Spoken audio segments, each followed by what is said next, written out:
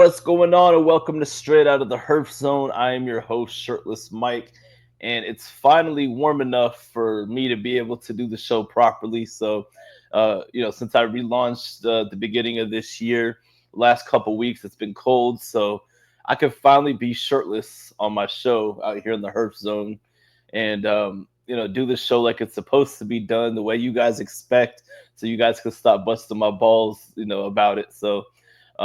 So yeah, I hope you guys have had a great week. So this week I have a very special treat. I have a very good guest, somebody I like to listen to on other people's podcasts, and the first time on this show, he's one of the co-owners of one of my favorite brands on the market, Roma Tobac. It's one of the brands that it's been a staple since I discovered that brand. So without further ado, I'm going to welcome on to Straight Out of the Herf Zone, Mr. Michael Rosales. Even though I prefer, like, I know you prefer Michael, but I always just, since I'm a Mike, I prefer, to always say Mike. Does it really matter that much to you? It doesn't. It doesn't really matter. It's funny. I got time. We have time for a quick story. Yeah, we got plenty of time. This is your I grew up. My whole family called me Mike Rosales, and so I went to school in Costa Rica. And later on, I kept this account in Costa Rica, but my passport, my legal name is Mike or Michael J. Rosales, and but I always had my name Mike Rosales. But so after I graduated college and got a new updated passport, and so I started kind of doing this condo project down there. That's kind of before I got into the cigar industry. And so I had a lot of money, I was sending money down to this account, whatever. And so I go and do a pretty substantial withdrawal. And so I go to the teller and, so I fill out the form, the dollar amount in US dollars, whatever. And then I ID. So I hand her my ID. This lady pulls up my ID and she looks at me. She looks at this, my passport. She looks at the screen. She looks at me. She's doing this. And she's like, un momento, right? She closes the screen door and she comes back with like security and the manager. And I'm like, something wrong. And she was gone for like 5-10 minutes. They come back. And so finally the guy is like, sir, we can't, your signature on your card doesn't match what's on. And you're talking 7, 8, 10, and maybe almost 10 years had gone by since I'd used this account. Yeah. And I'm like, that's my money. You know what I mean? Like, whoa, what are you talking about? That's like, that's my money. You know what I mean? And so anyway, they're like, the signature card doesn't match. Right. So I was like, luckily, they always send you a copy of your passport. So I had to go back and like relearn how to rewrite, because it was Michael J. Rosales is how I signed in my name, and it was Mike on the signature card. Yeah. So anyways, just one of those moments like where, I'm like, long story short, I got my money, but it was one of those. So your name does matter, and how you sign your name does matter as well. Yeah. So. Yeah, I mean, I'm a Michael as well, but I just go socially by Mike. So when I'm signing something, it's Mike, and I'm also a Michael Jeffrey. There you go. So I'm Joseph. I'm a Michael Joseph. I'm a Catholic names. So So when your mom is mad at you, do you get turned to a Michael, or is it just always Mike? Well, when I was growing up, she's always called me Michael, but as soon as I started, I hit that phase where I was just like, okay, I'm Mike, and then she, like my grandma, she'll still call me Michael. She'll still call me Mike too. Like there's a lot of people that go to her VFW that know me because they come to my shop and smoke cigars. Yeah. So now she gets introduced as Shirtless Mike's grandma. So. That's funny. You have to do a legal name change now. Shirtless Mike. Probably at this point, it just depends how big things get. You know what I mean? So, but cool. Man, I appreciate you for coming on the show. This is your first time here, so I like to keep things different. However, with the following of people, new people that I'm trying to get into Roma Craft, I wanted you to kind of just start off with just a quick synopsis of Roma Craft's history, because you guys have been in business for 15 years now. There's some people, just joining the bandwagon, and you don't have to get into as detailed as other podcasts, because the stories are out there. But for those that don't want to sit there and do the research like I would, just give them a quick synopsis so they can understand you guys' philosophy before I get into like the rest of the questions in the interview. Yeah, no. Real quick. Again, my name is Mike Rosales. So it's Rosales, and Martin. My business partner is also Skip Martin, and so the RO from Rosales and the MA from Martin make Roma. We got together. He came from corporate background, and I came from kind of the real estate world. And um, during my kind of entry back in 2006 into the industry as a whole, I neither one of us really were like, hey, let's go create a cigar brand. Um, I think one of the things that there was something definitely kind of missing in the marketplace at the time when we kind of got together. But essentially, what had happened was a local family in Costa Rica had a son, and he wanted to come to the States. And I actually was in my local cigar shop, and they asked me if I could get a cigar roller, and I said, "Yeah, I know somebody who's trying to come up here that could do that." And so I sponsored him, put him in Heroes and Legacies here in Austin, Texas, and they had multiple locations. So he would go from Austin to the other two locations up in Lubbock, and next thing you know, I started getting phone calls from other shops asking for rollers, and kind of one after another, and during that time, I had known Skip, but he had a cigar shop that he had bought and was invested in, and had been hit by a hurricane, and so he was kind of in this transition period, and he was a big cigar smoker, and so he had a big following, and so he was starting to work on his own kind of thing, and he brought me some cigars and said, "Hey, could you make something like where I'm looking to do?" And we didn't have the tobacco here stateside. I said, I'm going to be going down to Nicaragua. We worked on the blend, the initial blend. It was called Cro-Magnon. That's what we came up with.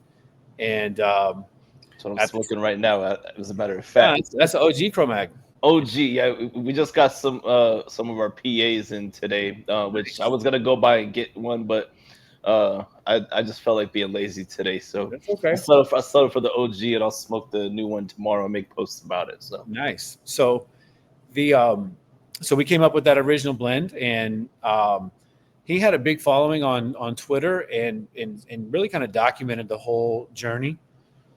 And next thing you know, guys were around the country was like, how do I get some of that? And we weren't even selling it, but it was like, dude, this is such a he's a big cigar smoker, consumer of all brands, and the next thing you know, guys were like, hey, I'll buy a 5-pack. So we just one after another. It just kind of kept growing and growing, and so that's kind of how we we finally got to a point to where it's like, okay, this is getting bigger than what either one of us kind of had ever imagined, and so we formed Roma, kind of around the 2010, officially formed Roma 2012.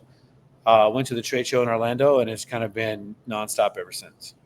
oh, absolutely. So you guys, you use the word craft, as part, and that's because of, like the craft beer movement. People that take, the things that they do, that they consider it their craft, so they're not trying to produce stuff on a mass scale.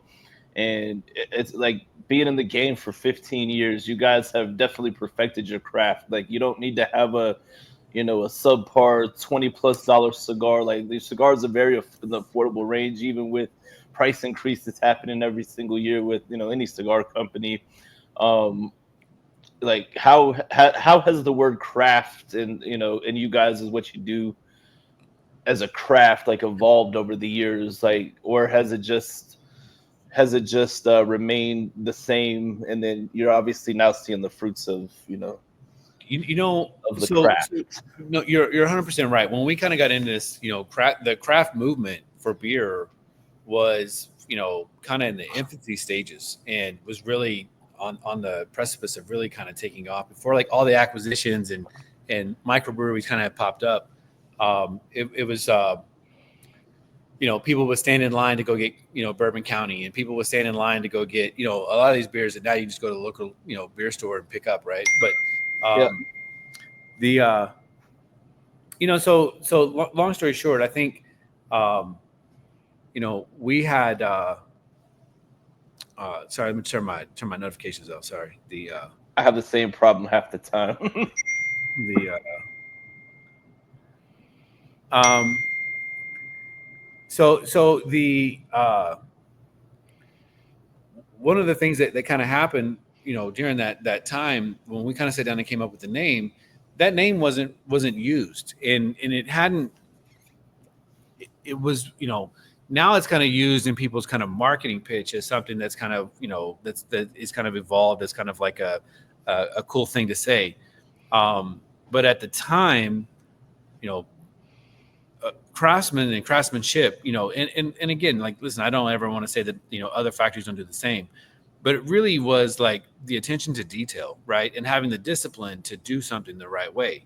And, um, and so that was something that was really, that we took to heart, right? Like, um, being a good partner, buying the right types of tobacco, investing in, in the leadership in your organization, and, from the rollers to, to everybody, right? Having a very special part in really being, family oriented, but yet doing it the very best way that you can possibly do it. And so, do other factories and other people have that? Of course, right? Like, I think, if you're in this tobacco cigar business, there is that heritage and that pride that everyone kind of, I think a lot of people share that. The difference, for us, was, could you do that and do it in a way to where you didn't have to price gouge at the retail level, at the price point, and offer people a product that could punch up in its class every time. So someone comes in, and, and at the time, we were kind of a $6 to $12, $10 cigar. Would that price point, would it punch above its weight class, right? Would someone walk away? We launched with no bands, right? We there were no bands. It was just a simple kind of brown box. yep. Um, but, the idea was, if people understood what we were trying to do, and the way that we were kind of going about doing it, right? I mean, aging cigars for the amount of time that we age cigars after post production is really unheard of. It's not very common that people, will go 12 to 16 weeks to age a cigar before they ship it out, mainly because of time, space, and money, and capital, and everything else. And so the things that we had to do, um, as consumers, you buy something and you go, oh, this cigar would be great if I let it sit for a year. And, it's like, on the production side, we could really kind of do that for the consumer. So when they walked into the humidor and bought one, or bought a box, it was box ready, right? And Hmm. so that was kind of that's what you're trying to track for. You want people to walk away with an experience where they go, man, that was amazing. I didn't, and it blew it completely blew the expectations out of the water, right? And that's, so all the things that you do on this other thing, right? Like, they always say, like, an ounce of prevention is worth a pound of cure. It's like all the things that the labor and intensity of doing things over here, really, um, help out on the back end side of that whenever it gets to the consumer, because you've already done all the heavy lifting. So that's where the craft name kind of came from. Um, you know, doing something the right way, not cutting corners, making sure that you're using the best available tobacco, period. You know, we don't have any kind of products that, we don't do flavored products. We don't do short filler projects. We don't do, a lot of these things that kind of, we're basically, um, you know, trimming all the things out to make prime steaks, right? But without any hot dogs or hamburgers or anything else. And so, but at a price point that's really fair to the consumer. And that's kind of been our, go-to model from the beginning. And my favorite part, you don't have a bunch of bullshit stories in order to sell your cigar. You just have to smoke the cigar, and the cigar is going to tell its story. Of course, you guys have themes around Sure. your cigars and everything, and uh, but it's yeah, as a retailer, I don't have to sit there and try to tell some bullshit story to sell it. I'm just like, look, I've been smoking this cigar X amount of years. this is a flavor profile that you like. This is a good affordable cigar, and boom, you just got to get them smoking. They keep them. I already got a few guys coming back. They may not be like box buyers or whatever, but they definitely have added Roma Craft to the rotation. Yeah, I mean, And again, we always tell people cut it, light it, smoke it, and if you enjoy, I mean, taste is subjective, but the things that you can kind of like, does it have a good draw? Does it have good flavor? Is it well balanced? Like when you retro, does it burn your nose? Like, do you have tears that come out of your eyes? If you don't have those things, but you really enjoy it, and you go, wow, that was for what I paid, exceptionally worth the price of admission. Then you would come back and you would smoke it again and again and again, right? Is it repeatable and sustainable? Is it something that, as a factory, can we make it over and again? But can we do it at a level to where it's consistent, right? And that's, at a scale that we do things is very, very difficult. And that's one of the things that sometimes you look up and go, because you see a lot of products on the market, and like, listen, I'm a big cigar smoker. I mean, I there's a Davidoff, You're the Dragon, Master Chef, right? That I'm gonna smoke. I got to see what everybody's talking about, right? Like yeah, and sometimes we'll if it's good enough, or if it's bad enough, whatever, we'll take it apart, look at it, look at the tobacco, and you kind of go, I can't believe they're getting away. Not this company specifically, but I'm just saying, people get away with some of the stuff for the price that they're charging. And it's like, so whenever you do all these things that we do for the heavy lifting side, you go, do people even care and appreciate it? And then you get someone like you going, man, that's what makes my job so much easier. Then you're validated in the sense that you're on the right track. oh, absolutely. And speaking of being validated, you guys have always got recognition of cigar lists, but it seems like this year you guys took multiple spots on Half Wheels, on their top 25 list. You guys got in the top 10 factories this year. Like, I mean, you guys are always getting recognition, but for Yeah. some reason it seems like, not only you guys have stuff that you created, you got the Mastranza, which I just recently smoked that a few weeks ago when I went over to see my boys at Hustler. Mm-hmm. And that was a really good cigar, by the way. Thank I you. need to do some more begging of my boss to bring some more, because it seems like the fuller body stuff is the stuff that's doing well at our shop. So takes time, but anyway, We'll work on that. Listen, I mean, you go back, you go back to, we released Volstead that we were talking about before we got on, right? Like, so yeah, a sub $10 price point for a Sumatra, um, banger, and from beginning to end, just right off the rip, sub $10. Then we re-released and rebranded Cro-Magnon this year, banger, right? And then obviously we followed up with Mastranza. Um, I know, I'm pretty sure that there are a lot of people that look at those lists and go factory of the year. We've had three out of we've been honorable mentions previously, but 3 of the last 5 years we were factory of the year. For yeah, a company that only makes 1 million cigars a year, right? across everything. Yeah, I would have to tell people that across everything. yeah, that's it. And so it's really it's like I said, like you go back to, do people even care? But then again, like you make these lists and you do something, you'd rather be talked about than left off, right? So we're doing something right. Skip does a really good job, and the team down in Nicaragua, man, they and they care. I think, you when we got down there, early on, every person that makes cigars is really prideful and happy, and the Nicaraguan workforce, they're very skilled, but we had to kind of change the culture, and we kind of go in and you think about it, right? Like, you go in and you invest and you buy all the tobacco, you age it and prepare it, baby it, get it all ready to go, make cigars, age it for 16 weeks, right? So, which, to kind of put that in perspective, if we made that January 1, week 1 of the new year, like, you're talking about mid-January or mid-April before that really comes out of the scaparate and gets packaged and shipped, right? So this is product just sitting there, which is a long time, So, and then you go through the logistics of getting it, imported in to us, out to the or to the retailer, and then from the retailer, from the shelves to, the end user. And you go, back here there was a fixed cost of just labor and material.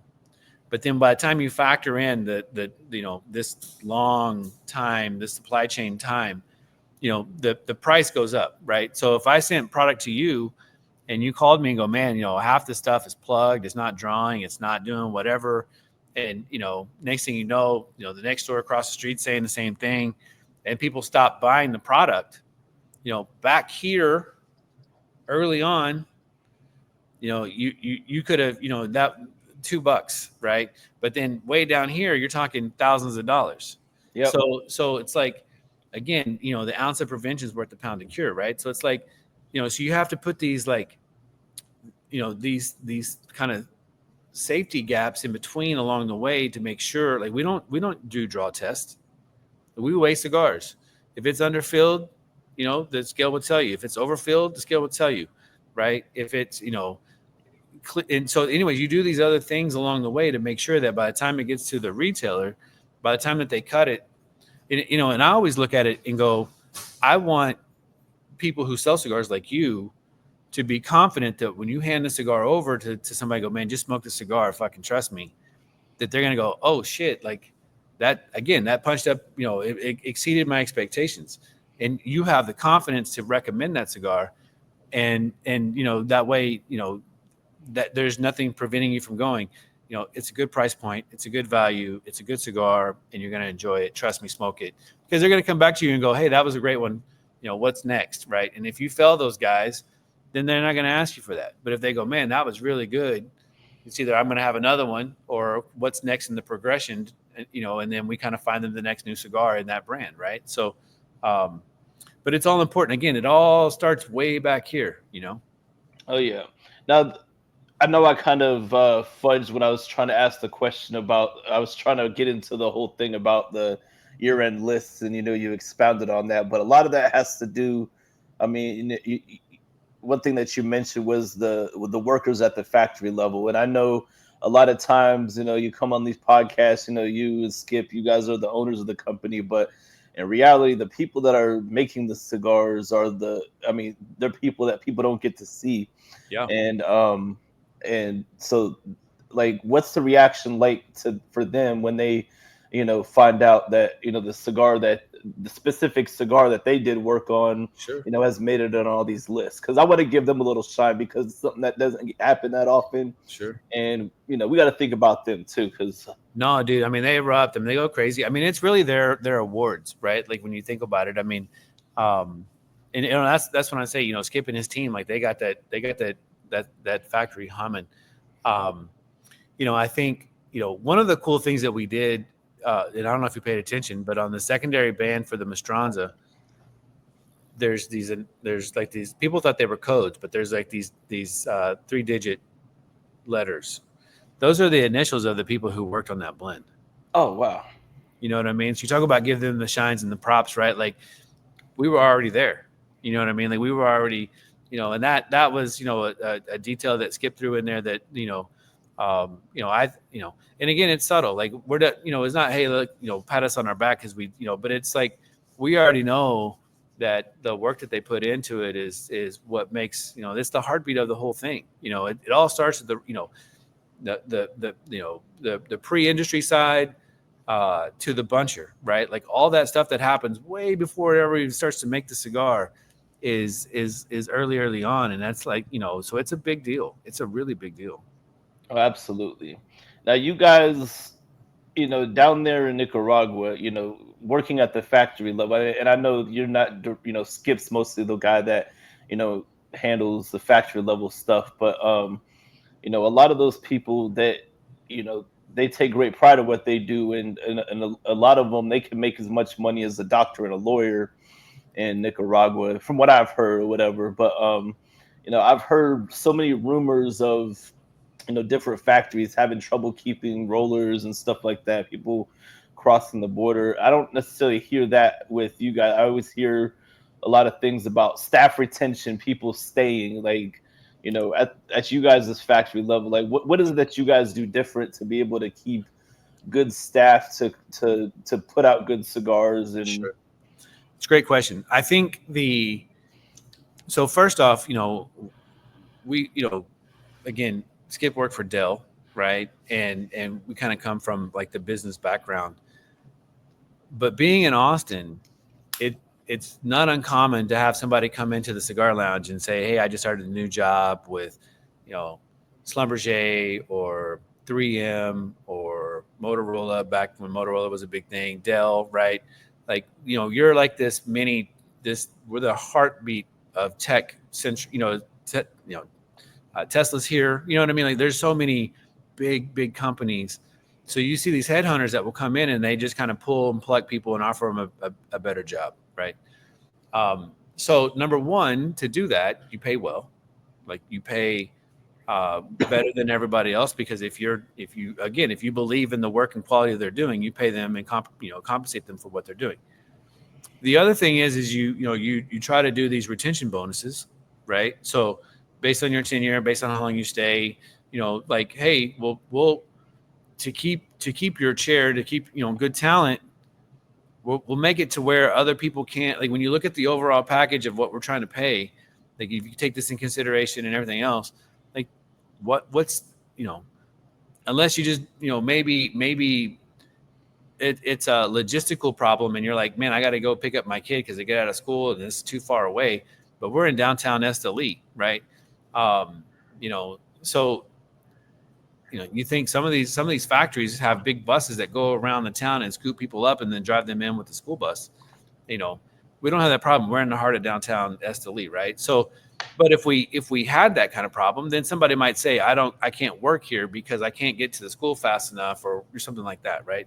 But you really do try to do things where it's like, okay, well, you know if you need to leave here by X, then you can come in earlier, and we'll make sure that people, like, you have access to it. So you try to find the compromise to make sure that they're able to do their job and do a good job while they're there.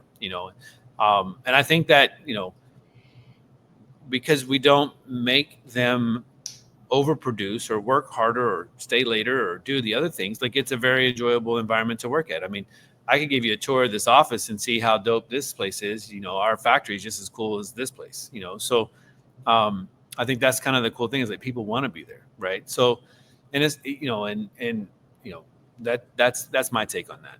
you know Take care of Oh, your people. That's it. absolutely. I mean, it really shows with the product that they create, and in the longevity of the brand over the last 15 plus years. So Mm. kudos to thinking of all that. So let's see what the next thing. So we talked about. Oh yeah, so we're just coming off. I seen people was down there in Nicaragua for the Piro Saber Sabor. Festival. Yep. Sabor, yeah. I'm a gringo. I can't pronounce Spanish That's stuff that. that's okay. Yeah. But but I mean, w- have you ever gone down there for like one of those events and Of stuff? course. Yeah. Yeah. Yeah. So what's that like for because I see brand owners, I see consumers going down there. It's like a huge celebration. So just tell us more about that. Yeah. I think one. I think every country, for the most part. I know. Cuba, the Dominican Republic, and Nicaragua have one, and they're all kind of in the same. Like, I think. In about a week or so is the one in the Dominican, and right after that is the one in Cuba. But essentially, it's a great opportunity for people to come in and kind of see the country as a whole, but also get to experience, from different areas, because they try to do like an opening party either in Managua or Granada or someplace that's kind of more, kind of a cool thing to kind of see and do. Messiah. Um, and then they'll spend a couple of days going into Esteli, and so you'll do like a lunch at Placencia's farm, so you get to go out and see the farm where they grow tobacco, and you'll have lunch, and they cater the food in, and there's music and entertainment, and then but during the day you'll go and see you get to pick, do I want to go see Padron or AJ Fernandez or Oliva, whoever, right? And then based on your tour group, you'll spend a day doing this, and then um, And then at nighttime, there'll be some type of dinner activity, which will be at another factory place, and they'll bring in a DJ and have dinner and dance all night long and smoke cigars and have fun that way, right? And then they take you to the hotel and you rinse and repeat the next day, and then everyone flies out, right? So, but it's a really cool opportunity to experience different factories from large to small, right? And then also kind of see the processes that a lot of these places have, so you can kind of make comparisons. And um, so it's kind of a way for the manufacturer to kind of peel back the curtain a little bit to kind of give an inside look into the many things that has to happen from pre-industry to production to packaging and shipping and procurement and tobacco and raw goods and all this other stuff. So very cool trip. I would absolutely recommend it. It's pretty neat. Oh, absolutely. You guys have came out with a few new things, the past year or so. Mastranza, the the Skips 50. I just call Skips 50th birthday cigar. Quinquagenario, yeah. Quinquagenario, yeah. I'm gonna learn how to say that eventually. That's okay. And Yeah. then the Cro Magnum PA, which when you came to the shop that I work and I got to try one, and that's the Cro Magnum PA is highly. I mean, it was impressive in my opinion. The fact that I heard the story behind it. Connecticut broadleafs harder to get, and so you say, okay, we're just gonna redo this, and to me, it's stronger than the original Cro Magnum, and then the fact that Angelo, my former manager, he's a picky guy. So Yeah. the fact that he said he liked it better than the OG is, if he says something along those lines, if he says something that even sounds remotely complimentary, just that's a serious thing. Just so you know. So I think the cool thing about the yeah, so I mean, couple of things. I think getting Connecticut broadleaf. I mean, so Cro Magnon again was the jump off for our brand, right? And I think the Cro Magnon knuckle dragger was like that put us on the map. That drew people in. 4x52 format just at the time just blew people's socks off, and then and just kind of grew from there. And but knowing that the brand itself has a huge following was a big risk. And but the economics behind it doesn't really help you continue to make those. It's not favorable from the factory perspective, right? So I think when we started making the Cro Magnon, a pound of broadleaf was trading at about $34 a pound. And at the time you need 16 to 18 pounds per thousand. And so if you go out and you're going to do 300,000 cigars or 350,000 cigars, you need to buy a significant amount of tobacco to be able to do a production run. And so the I think the area makes a fantastic flavorable tobacco, but it's not conducive to the Mother Nature is kind of it can be a bitch sometimes, right? So you either have too much rain and water or not enough, or so it stunts growth, or it makes it you get root rot, or you get all kinds of other things. And so you really have you know one year you'll have great tobacco and great size, right? So the area in which the tobacco leaf will you can make cuts out of and get cigars. And other times it doesn't do as well. And so what you kind of look at is so we talk about yields, right? So how many pounds per thousand do you need to make runs? um, and eventually it's like the size of the tobaccos would by the time you got through all of the aging process through the pilon cycle, maybe it was you got smaller cuts, right? And it's like, okay, well, if I'm paying all this money, but I can only make much smaller cigars versus being able to make Toros, Churchills, double Robustos, or whatever, then sure it really was an economic type kind of calculation. It's like that's not a very consistent, repeatable, and sustainable model. And then the other conversation piece was, could you name a cigar that jumps off the page? Like, so for example, like Liga Privada, is kind of the based on sales, the cigar for broadleaf. Now, Tatuaje, My Father, Foundation, uh, you know, uh, Dave Lafferty and Saka do, I mean, like everyone's Yeah. got a broadleaf, but could you name that for what cigar off Pennsylvania? Even though there's a lot of cigars that actually have Pennsylvania, but is there a standard for Pennsylvania, right? And I know Black Label has one. I know Jacob's Ladder has Pennsylvania. I know AJ does a lot with Pennsylvania. So it's not that there's not other cigars out there, but it's like who, based on sales and volume and by name, like who would be the industry standard or leader, based on the same kind of thought process. And so, could we make something like that? Could we create something like that? And so, you know, um, now, when you look at Pennsylvania broadleaf compared to Connecticut broadleaf, it's a little bit more rustic. It's a little bit more toothier. It's got a little bit more texture. But I look at it and go, is there a little bit more flavor to that? Is there a little bit more substance to that? Is it, and then could you, um, I think also the region in that area in Pennsylvania where they grow it, like it's not really a shrinking market. Like where if you look at Connecticut, it's really kind of, is it growing or expanding, or is it kind of, it is what it is, right? So, anyway, you take all those kind of factors into it, and kind of getting back to the craft, when we kind of launched, we used the Cameroon binder with the Connecticut broadleaf. In our BA, we had the Brazilian Arapiraca with, the Indonesian binder.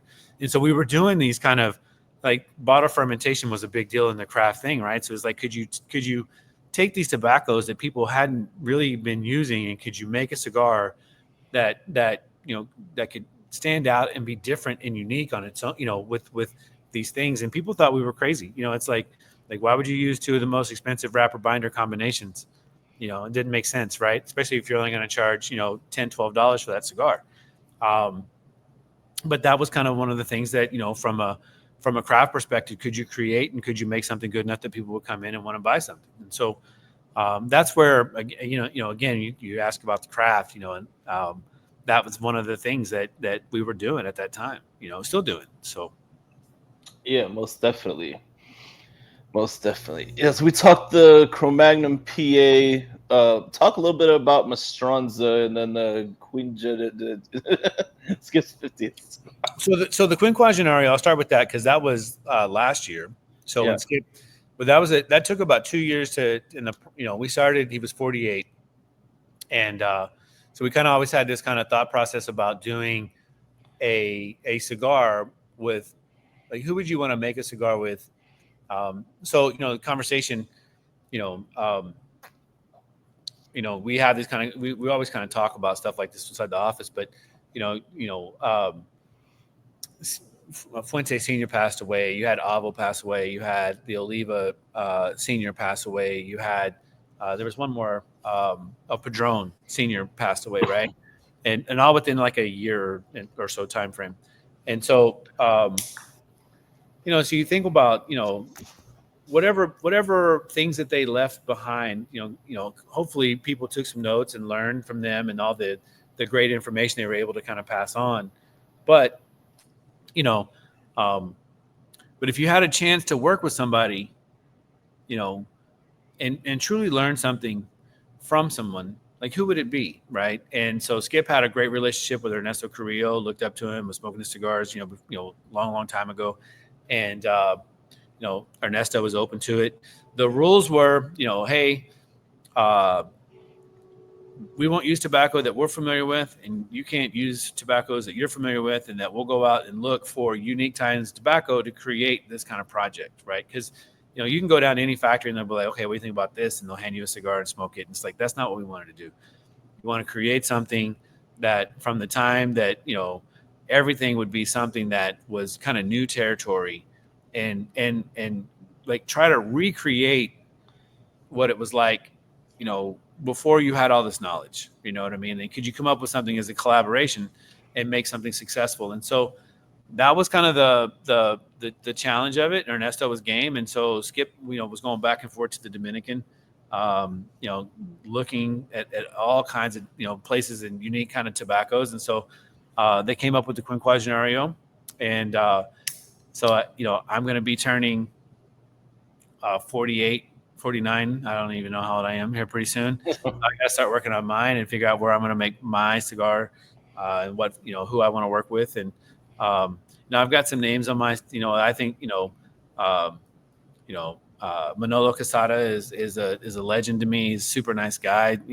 Again, one of those guys that industry legend. There's a handful of guys. It's like um, you're kind of thinking about who could I take some knowledge from and have some kind of cool experience with, and create something beautiful. And so um, but I just gotta spend more time. I gotta start planning that here pretty soon. So good thing that trade I shows can. mean, So I can. Manolo Quesada, man, he's an awesome guy. I had a chance to meet him one time, Yeah. because I was helping out my dad. My dad lives in Washington State, so Okay. Mr. Quesada, he was at this place at the time called Stogies and Hops, I know and Stogies and Hops. Yeah. yeah, so they're not around anymore. But Min, he's got like a restaurant or something that he does. Cool cat. Is that Um, Min? Min? Yeah, Min? Min Chung was Yeah. the owner Yeah. of that place. So when I met Manolo Quesada, he was very cool. It was a small little place, and like he kept bouncing around to different tables, and I was sitting at the table. He would just be like, so Mike, what do you think of this? And then he was just like Yeah. throw out different stuff for the conversation, um and then I took a picture with him, and I said something about him being a legend, and he said something about I'm just old. Yeah. No. I mean, super super nice guy. Christian's dad is another one of those guys. I mean, and like I said, I mean, I've got a list. I mean, you know, um, but again, it, it you know, and the project is a really cool, because we do it, we limit it to like 2,000 boxes, and it's super small. And, a lot of guys are like, man, I that's not even worth my time to even open up the factory for. You know what I mean? Like it's such a small production run. So, um, but I'm sure we'll put our heads together, we'll come up with something cool, and by the time I'm 50, we'll be dropping that. So, um, but that was where the we should all do one when we turn 50, I mean, I remember back in the day, I think it was Lito and Christian did like the face off, right? He blended one, they blended one, and it was cool for the industry to do something like that, right? So, just kind of, again, I believe that you should leave the industry better than you found it, kind of like a golf course. Like you should leave the golf course better than you found it. Um, and that's kind of, so anybody who's willing to take the time and explore and smoke tobacco and that's really cool to me. You know what I mean? Like that's a cool moment. So that's Quinquagenario in a kind of a nutshell. The other one you asked about was Mastranza. Yep. And that Um, was one. That was one I've smoked recently when I went and hung out with Mike and Mike, over in Deltona. I just took a random trip over there, and that's cool, man. Yeah. How far of a drive is that? Is that like a 2 hour, 3 hour drive? no, it's like an hour drive, man. Close enough. Yeah. Yeah, so like I was just out and about. What I had to take something to the post office, and I was just like, shit, I'm on the road. I had a bunch of cigars with me. I was just like, fuck it. I haven't been over to that side of the state in a while, so I went over there and went to Blend and Barrel. Yep. Small Shire. Just get out. Sometimes it's good to just get out the house on your day off, especially since I'm always so busy. So Dude, no, that's really cool. So the Mastranza has a Spanish market selection. So you have AMS, which is American market selection. Back in the day, it's kind of a color shade that is commonly used in a country, in commonly known, here for back in the early 20s was the Candela, right? So, um, anyway, so we chose this cigar. Comes in three different sizes.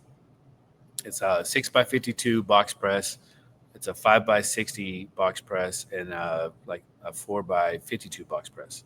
So you only have the three sizes. We did it in a 40 count cab box, so you have a bundle of, or basically 20 on one side, 20 on the other. So it has a slide lid that kind of pops off. Um, the feedback and response has been insane. I mean, insane. And so, um, real simple, not a lot of sizes to choose from. It's not, they're all box pressed. And so, um, you know, um, really was, and what was kind of funny about the whole thing was, is like when we launched it in December, and, we kind of really quietly kind of dripped it out to, I think, about 40 accounts. And, um, I mean, it's gone like that. And she dropped it. It's like people kind of got wind of what was going on. It sold. I need more. Okay, I've seen you some more. Okay, but I need some more, right? And it just has just, you know, um, it has the potential. So think of like a Neanderthal without all the like, it still has the flavor, but not the amount of heaviness that the Neanderthal Yeah, has, that's what I right? noticed. Yeah, Yeah, and so it's so and we sell a ton of Neanderthal, right? And so, but I think the guys are like, man, I like the flavor, but it's a little too much. Like it just kind of slots in. So again, so last July we released the Volstead, which was the Sumatra, which again, working with Ernie Carrillo and working with Sumatra, he does a lot with Sumatra. Kind of helped us kind of hone in on how to ferment the Sumatra, which helped us, right. So that line uh, has done exceptionally well. Then following up with the Cro-Magnon PA in March this year, and then kind of dropping this in December. It's been a good run, man. It's been great. And so, and again, I know your shop doesn't necessarily do really well with kind of the intemperance brands, but yeah, when you look at the offerings that the intemperance brands have, um, you've got the Connecticut Shade, the Whiskey Rebellion with the Habano, uh, the uh, the Brazilian Maduro that's kind of been out of production for a little bit, and then you have the Volstead. You really have four sub $10 cigars that are phenomenal. That has this kind of piece that kind of ties into prohibition, right? So four wrappers, prohibition, anti-smoking, either temperate or intemperate. Senator Volstead wrote the prohibition that started. You have the 18th Amendment, 21st Amendment, Whiskey Rebellion, George Washington kind of rolling up on people on the corn growers that when they wanted to tax them, and they're like, we don't want to pay taxes. Like, no, you're going to pay taxes, bitch. And so, they revolted. So you have, and how does that relate to today? Is you have, FDA is coming down on people, states, talking about, you got California that's at 75%, and they want to go to 90% for OTP tax. California 65%. You got certain counties and cities that say you can't smoke, if you're in a condominium, you have a shared wall, you can't smoke. So you have all this regulation. And so it was kind of like this, you know, we're in this modern temperance movement on tobacco, right? And people just aren't. We've already done it with alcohol. Now we're doing it with tobacco, right? And so that was kind of the statement piece for that. Then you have, Aquitaine, Cro-Magnon, and Neanderthal. So Aquitaine is the region of France where they found the Cro-Magnon skull. Um, and at the time when we first launched, Cro-Magnon and Aquitaine were the same blend with just different wrappers. And so now you actually have two different variations with Aquitaine and Cro-Magnon, Pennsylvania. Uh, so because Cro-Magnon original is going to kind of go away. And then Neanderthal, which was like this, it has the flat cap because the Neanderthals had the flat forehead, and super bold, real rich, decadent, heavy cigar, right? And so now you have Mastranza that kind of slides in. So I feel like, with the gamut of what we offer as core line products, like you have, you know, from light, medium, all the way up to kick you in the ding ding, full bodied smokes, right? Like, I mean, I think, and you're still in a $7 to $13 category for pricing, which is just crazy. yeah, most definitely. I mean, nowadays, like, you guys have a story behind your cigars, but it's not like some bullshit story. It's based on history. And but either way, even if somebody, even if somebody didn't take the time to tell somebody about the story, like the cigars, they sell themselves. Once you smoke it, they sell themselves. Yeah, man. And I think that's the beauty of creating something, doing it the right way. But then also, again, as a consumer, like let's say you came to the factory, you worked on a cigar, right?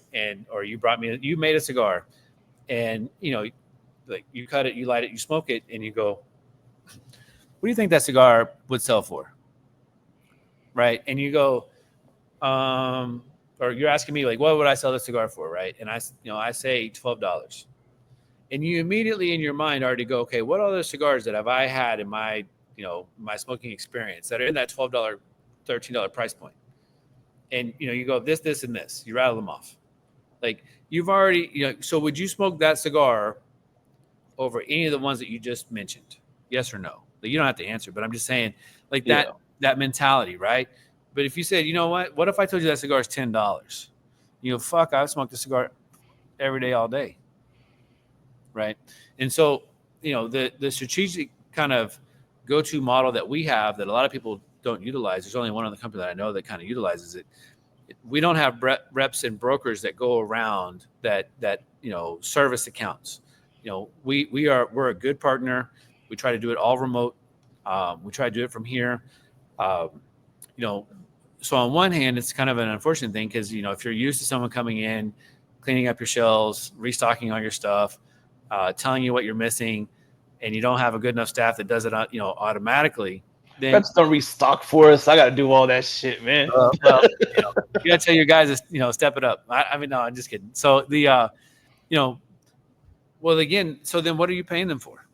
Like from a company perspective, like why if they're not coming in there to service you and do these things, other than And paying them to take orders, and you could do that like remotely, and then I can do come it in remotely. and Yeah. keep a relationship, and then come in and do events like when you're in the area, like you guys do. Yeah. And so, so as long as, again, I'm keeping you updated on available inventory, when it's in production, when we plan on shipping it, what's coming out, what are some gaps that we may have. So that way you may say, you know what, I need that product. So let me go ahead and get a little bit more than I normally would carry. This isn't working. So let's take that off. Let's put this one in. Okay, let's work on a game plan to help you kind of move through that or whatever. And so, you can do that over a phone call, right? Yep. Me and Jason do all the time. I'd be like, I tell him where we're at, and then since the last time we talked, like, we've been selling more. So hopefully this year it will ramp up. It's been a couple years now, and Yeah, hopefully that's we'll be awesome. able to ramp it up more and be able to get some more orders out there. Well, so I mean, so I'm guessing at the beginning of the year you got a report that said, hey, these are the products that you've had. This is where you are. This is what your goal is. This is how we think we're going to get to that goal. And you had that kind of conversation. Not yet. We didn't talk just yet because I actually my phone. I got a new phone, and I have to transfer his number to this phone. I was just thinking about that today, but But he didn't send it to you because I'm pretty sure I saw the report. well, he might have sent something to Lou, but Okay. we didn't have me and him will normally have a conversation like Okay. just like randomly, but I'm taking notes. I'm taking notes because that's but so he's good at what he does, and and we I keep him in the loop on things, how things are going, but we gotta I can pull it definitely up on have that beginning of the year conversation. okay. So the all right. Well, I'll follow up on a post phone call on that one to make sure it gets done. But that's but essentially, I'm almost 100% sure Lou has it. So, um, but I can tell you, to a T, like what you've ordered in the past, how many turns you've had on that product. What I know what I've sold you. Now I don't know like what you have on the shelf and what you've sold through unless you share that with me and I can plug it in and I can kind of give you that information. And so the running a company super efficiently from here, the opposite of that is for me to come in, sit down with you, smoke a cigar on the couch, gossip about that shop and this shop, be like, okay, you need something from me? Nope. Okay, I'll see you the next time I drive around, and then they leave, right? Not everyone's like that, but I mean that's very familiar to you, would you not say? There's lots of gossip. Yeah, lots of gossip, right? So now if and it is what it is, right? But I'm not saying it's so, but there are pros and cons. That's the point of I can be efficient from this chair and give you all the information and data you need to help you run your business more efficiently, right? And be a good partner to you, right? And so that's kind of the at the at the when it's all said and done, like that's what a manufacturer should do for someone like you is to be a good partner, and And then it's up to you to help kind of find the right customer. Meaning, if someone came into your shop and they said, "I like Macanudo Hyde Park," probably wouldn't give them a Roma, you know. Yeah.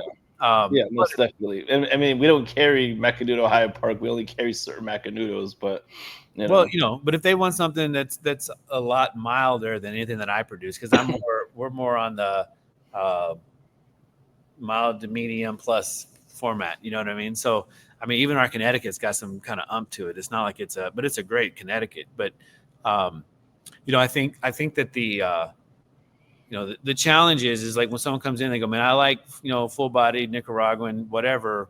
You know, our brand should be in that conversation. You know what I mean? Like there's absolutely. yeah.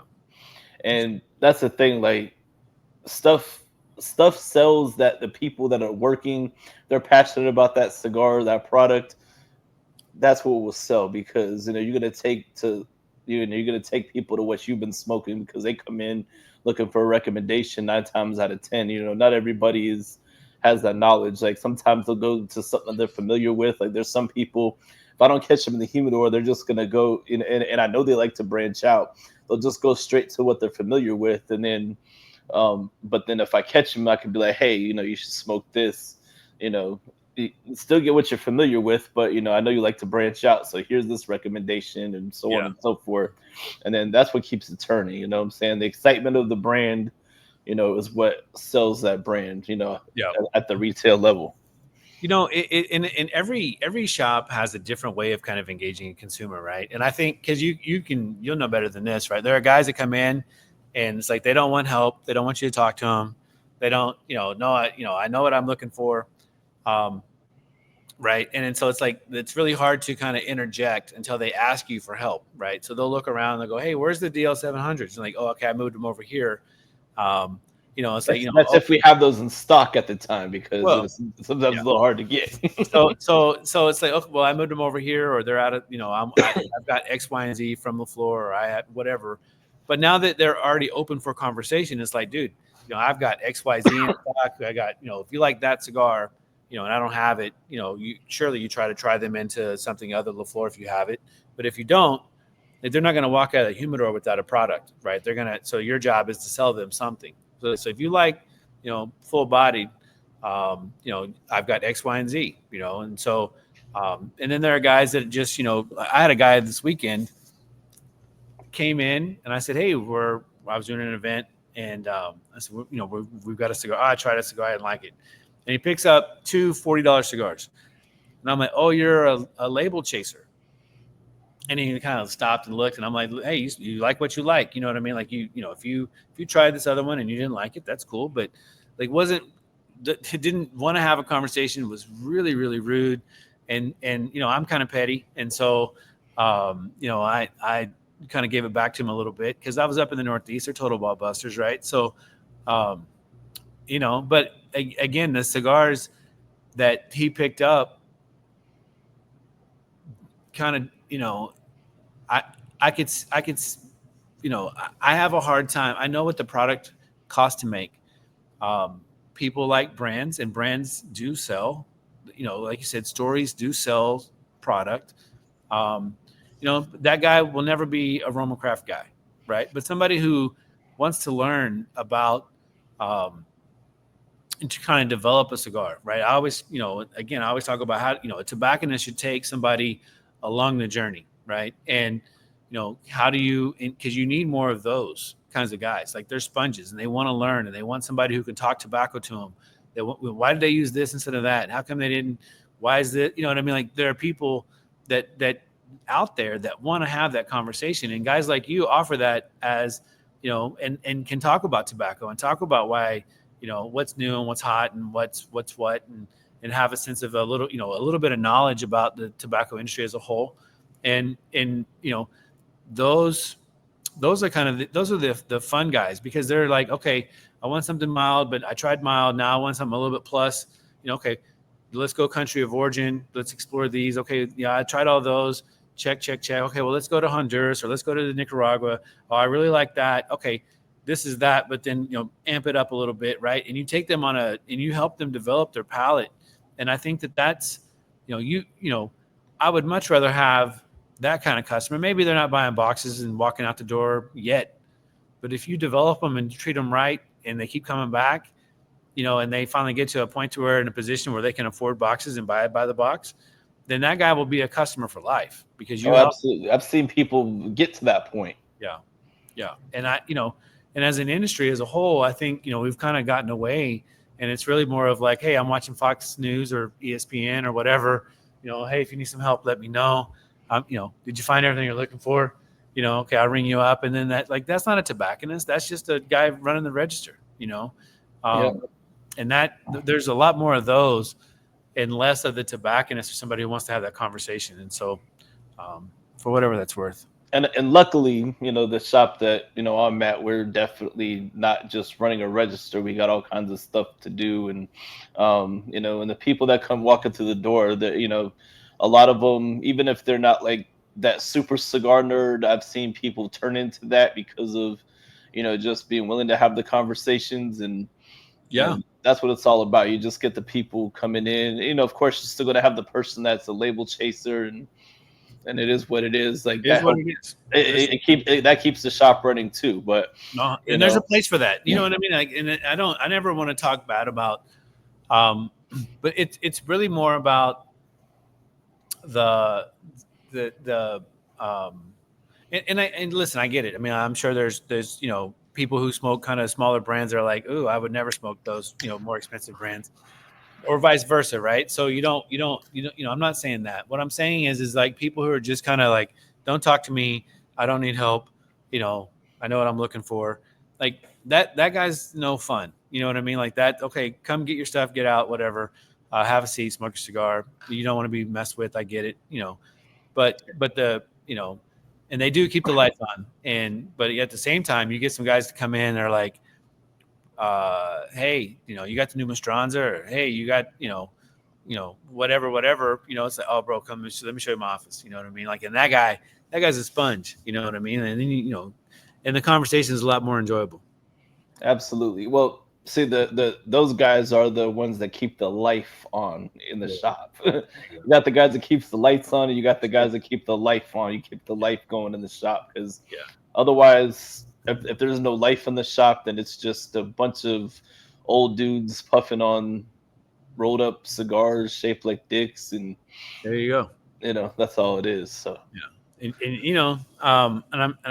I guess you enjoy that. You like sitting around watching all the old guys smoking rolled up uh, dicks. Is that no, what you said? because that's kind of boring. But the people that bring life to the shop is what Yeah. it's all about, I 1,000, 1,000. And it doesn't matter aging. I got old guys that are cigar nerds as well, and Sure. those guys are like what gets me is like the older guys that they weren't always a cigar nerd, but they just really got into it. They just grew up smoking like one thing, and then now they're just like, oh yeah, like this cigar is awesome, and so it always breathes new life into me, because I've been smoking cigars ever since I was 18. I'll be 36 next month on the 22nd. Look at you So go. 18 years of smoking cigars. That's what's up, man. That's cool. And I think, and again, we've been doing this for a long time, and this goes back to the factory and the work that the guys do at the factory as far as, you know, the cigars that we were making when we started still taste the way that they, were supposed to be, they were meant to be tasted like, right? Like and it's really, really hard to do, and I had a super successful brand owner manufacturer call me when we made the announcement that we were switching from Pennsylvania and going to reblend to the from the Connecticut to the Pennsylvania. And hey, oh yeah, why did you tell the announcement? You should have just made the change. And I'm like, excuse me, like nobody's going to know the difference. You should have just done it. And I'm like, People know the difference if they're hardcore. people who smoke Roma would know the difference. Number one. Number two, more importantly, I would know. You know what I'm saying? Every time that someone light up a cigar, like I'd be looking at them going, you know, you know what I mean? Like it wouldn't, Just waiting on them to be like, this is a completely different cigar. yeah. Like what happened to this, bro? And so, like people, are smarter than that, and again, the integrity of what we do means much, much more that people who, and again, if you smoke it and you go, man, I like the original one better. I'm like, thank you very much for trying. Thank you. That's all you can do. I have other stuff in our portfolio. Uh, if you like it and you enjoy it more than the other one, thank you. Thank you for trying. Thank you for giving us a shot. This is something that I think is really, I know we're kind of going over a little longer than an hour, but I think it's important to say. No, with me and you, it doesn't matter. Like I keep it at an hour, but at the same time, if it goes over, it's not a big deal because it's good conversation, not No, filler. so I truly, I don't know when this kind of dawned on me. It's been a couple of years, but I look at it like this. So, how many facings do you have in your humidor? 1,200. Ooh, a lot. Okay. Probably about that. So how many? So what's the square footage of your humidor? I don't even know the number off the top of my head. I know the square footage of the whole shop, but No, it's a big shop. But I want to say the humidor is probably around 500 square feet, if I had to guess. So let's assume that there's 1,200, 1,250 unique SKUs in the humidor, right? From the majors to some mid tiers to some smaller guys. But you go to work and you make 15, 20, 25, $30 an hour, right? And you get off work, you come into the humidor, and you pick one of our cigars. That is 1/2 of 1 hour's worth of your work time to invest in an hour and a half, hour, 2 hour experience to smoke one of my cigars. Think about that. yeah, So you work 8 or 9 hours a day. You worked 1 hour. You got a wage for that hour, right? My cigars are kind of in that $8 to $13 price point. So if I'm half of one of your hours worth of work, that means you went to work for at least 1 hour, but half of the money you turn around and you bought one of my cigars with that, our cigars. that you traded hours of your life for. Your life, right? So like that's such a one. It stops me in my thoughts and go, holy shit, that's fucking crazy. And then you go on Facebook or social media and you get guys that have, cooladors and wineadors and, whatever, walk-in humidors in their houses, and they show you all the Roma shit that's in their in their collection. And you're like, holy shit, dude. Like, that's insane. Like, so, I mean, unless I'm like, okay, people are getting paid a hell of a lot more money than I think they're getting paid, I God bless them. Right. But it puts me in a position or in a thought process where I'm so grateful. Like, I'm humbled. Like I'm in it. Like, and that's really cool to think about. Oh, absolutely. And I never thought of it like that. So that's a good observation. Isn't that crazy? That's awesome. You know what I mean? Like, and so it's one of those things that I wish more people thought about it, in that way. And because at the end of the day, that means that I have to. I'm gonna show you a little bit of my office while get you a little. Hey, give me 1 sec. I'm gonna pause this recording. I have to take a piss real quick. Me too. That's a good time. This is because I want to go longer. So I'm gonna pause the recording and then we'll come back to it. All right, we're back. Yeah. We're both getting old, so we had to take a bathroom break and refill. A little refill, little sip. So yeah, we were talking about how much people make. They're exchanging their hours for money and smoking Roma craft. Now, Mike wanted to get in and kind of show us a little something here in the Roma HQ. Well, what I was going to say is anybody who ever is like you want to bring a group to Austin headquarters. So this is a little bit of the bourbon. So back up. So we got some winners up there. It's a little bit of bourbon, some rum. See, I'm more of a rum guy. Like, people give me shit because if I drink bourbon, I mix it with Coke, and that won't be happening. Nothing wrong with that, man. A little sweetness goes in. Coffee, espresso. You were talking about craft beer, right? So when we got in, that's all our beer selection and our beer wall. Um, Hell yeah. yeah. So, um, dude, even our tap handles are custom done. Boom.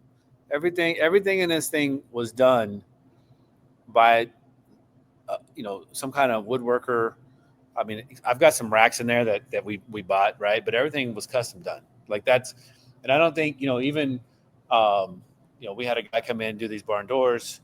Like there's not an experience center like this in all of the cigar industry, right? So, but real quick, I just want to give you a little. It's our offices, but we get people to come in, the big ass fan. Um, everything has um, a use, and if you're going to use it, it should be the best, right? And so everything that when Skip kind of designed all this, because that's what he's the brainiac behind a lot of the stuff. That's our display room, all some of the LE stuff that we've ever done, some of the swag stuff. But one of the things that what I wanted to say is that if you or anybody that is you know watching and they're in Austin, Texas, you're welcome to come by.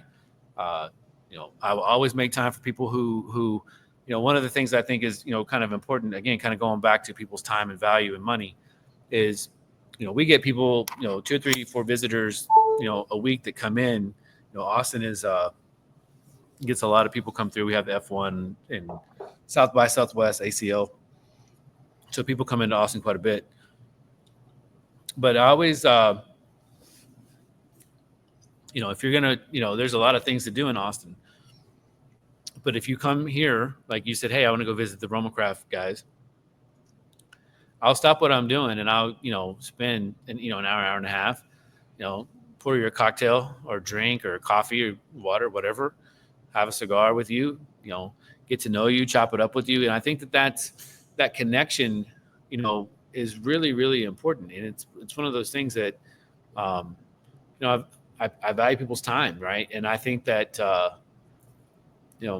anyways, I'm just making that an offer. So if anybody's ever listening, they're going to come through, they're welcome to stop by and And you just already know if I ever make it out there, because that's definitely on my bucket list. And I've been watching, like Kill Tony and stuff like that. It's all based out of Austin, and there's a couple Florida comedians, Cam Patterson and David Jolly, him from Orlando area.